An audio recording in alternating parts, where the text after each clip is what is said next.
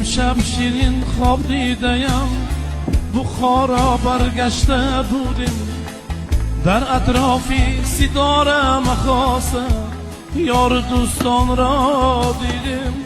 امشب شیرین خواب دیدیم، بخارا برگشته بودیم، در اطرافی ستاره مخاسه یار دوستان را دیدیم.